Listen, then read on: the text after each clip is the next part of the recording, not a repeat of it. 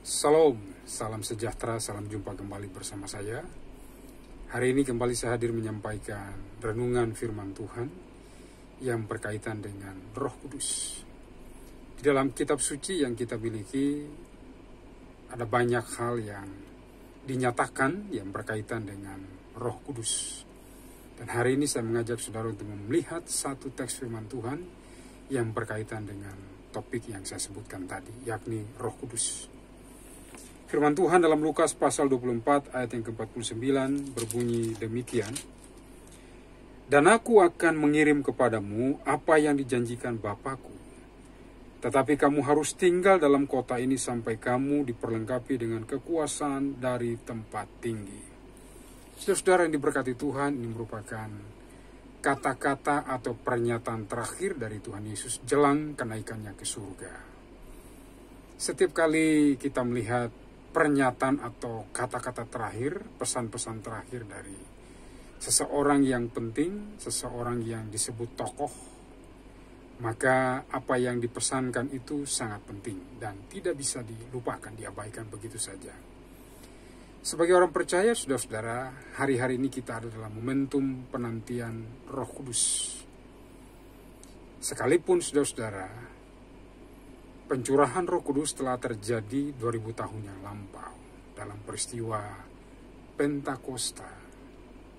Ketika hari itu seluruh orang Yahudi yang ada di bawah kolong langit ini berkumpul di kota Yerusalem, maka Tuhan menggunakan momentum itu, kesempatan itu, menghadirkan Roh Kudus ke tengah-tengah dunia ini.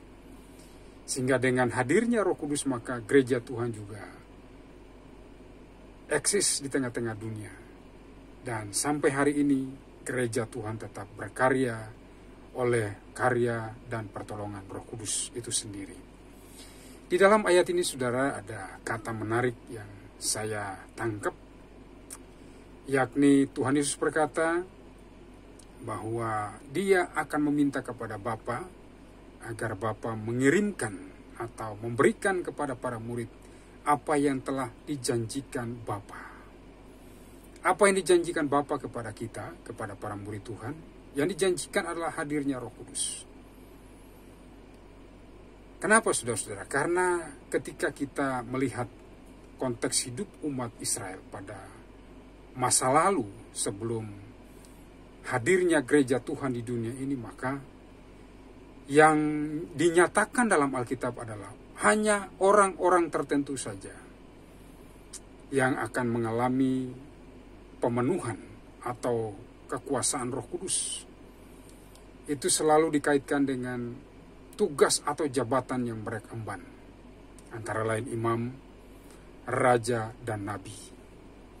Ketiga jabatan ini saudara-saudara selalu saja mendapatkan topangan atau dukungan secara ilahi, yakni hadirnya Roh Kudus di dalam hidup mereka. Tetapi Tuhan Yesus berkata bahwa Roh Kudus yang dijanjikan oleh Bapa adalah Dia sendiri, Allah sendiri yang akan hadir dalam hidup kita. Dan ketika Roh Kudus itu hadir, maka kita akan mendapatkan sesuatu yang sangat penting, yakni apa? Yesus berkata, kamu harus tinggal di dalam kota ini sampai kamu diperlengkapi dengan kekuasaan dari tempat tinggi. Jadi, kekuasaan dari tempat tinggi ini, saudara-saudara, adalah kuasa yang kita dapatkan, kita peroleh dari Roh Kudus. Ini sejajar dengan Kisah 1 ayat yang ke-8. Tuhan Yesus berkata, tapi kamu akan menerima kuasa kalau Roh Kudus turun ke atas kamu, sehingga kamu menjadi saksiku di Yerusalem, seluruh Yudea, Samaria, bahkan sampai kepada ujung bumi. Ini adalah fakta tentang Roh Kudus yang akan berperan dalam hidup kita. Jadi ketika Roh Kudus hadir, maka kita diperlengkapi dengan kuasa dari tempat yang maha tinggi. Kata ini, saudara, adalah kata yang di dalam bahasa Yunani disebutkan dengan sebuah kata yakni dunamos. yaitu kekuatan yang dahsyat yang akan hadir dalam hidup kita. Hadirnya Roh Kudus ini, saudara-saudara, bukan sekedar membuat kita nyaman, kita berbahasa roh dengan berbagai macam karunia-karunia, tidak. Tapi saya mencatat sepanjang kitab suci, khususnya Perjanjian Baru, ada 3 hal yang paling sering mewarnai kehidupan gereja Tuhan. Mengapa Roh Kudus itu harus hadir dalam hidup kita? Mengapa Roh Kudus harus memperlengkapi kita? Karena alasan yang pertama, tugas kita sebagai murid Tuhan adalah tugas yang sangat berat. Ketika Tuhan Yesus mengutus murid-muridnya, maka mereka akan berhadapan dengan bermacam-macam tantangan, problematika kehidupan.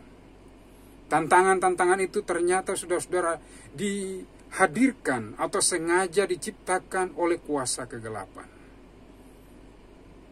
Dan karena itu, para murid dimungkinkan untuk menang dan menaklukkan tantangan tersebut yang diciptakan dan sengaja dibangun oleh kuasa iblis untuk menghalangi pemberitaan kabar sukacita, kabar baik, kabar Injil, kabar keselamatan bagi jiwa-jiwa terhilang. Adalah ketika Roh Kudus hadir, maka Roh Kudus itu akan mematahkan semua serangan-serangan kuasa iblis. Di dalam Alkitab Perjanjian Baru kita melihat ada fakta-fakta yang terungkap. Tuhan Yesus seringkali berkonfrontasi langsung dengan kuasa iblis. Bahkan para rasul, Paulus misalnya, dia berhadapan dengan seorang tukang sihir yang bernama Elimas atau Bar Yesus. Ketika Paulus tiba di sebuah pulau di Siprus dan memberitakan Injil kepada gubernur pulau itu yang bernama Sergius Paulus. Dan iblis memakai tukang sihir ini untuk menghalang-halangi pemberitaan Injil yang dilakukan oleh Rasul Paulus. Dan Paulus berkata, "Hai anak iblis," dia menghardik si Bar Yesus ini atau si Elimas. Dan pada saat itu juga dia mendapatkan hukuman penyataan Tuhan. Dia menjadi buta. Akhirnya gubernur itu percaya. Fakta yang kedua yang kita hadapi dalam tugas dan panggilan kita sebagai orang percaya adalah kita selalu berhadapan dengan godaan-godaan dosa. Sebagai orang benar, sebagai orang percaya, kita memang belum sepenuhnya bebas dari godaan dosa. Siapa bilang orang Kristen bebas dari godaan dosa? Kita masih tergoda untuk melakukan dosa dan kesalahan. Itu sebabnya Roh Kudus hadir dalam hidup kita. Dia mau mengingatkan kita betapa pentingnya kita menjadi orang percaya yang harus hidup dan bertumbuh dalam kebenaran. Karena Tuhan Yesus berkata dalam Yohanes pasal 14 ayat yang ke-17 berkata, Roh Kudus itu disebut roh kebenaran. Roh yang menolong kita, membantu kita untuk hidup dalam kebenaran, menang atas dosa. Kalau Bapak Ibu Saudara membaca 1 Yohanes 3 ayat yang ke-8 dan ayat yang ke-9, di sana saudara akan temukan bahwa setiap orang yang lahir dari Allah tidak akan berbuat dosa lagi. Artinya kita dimampukan menanggulangi godaan-godaan dosa.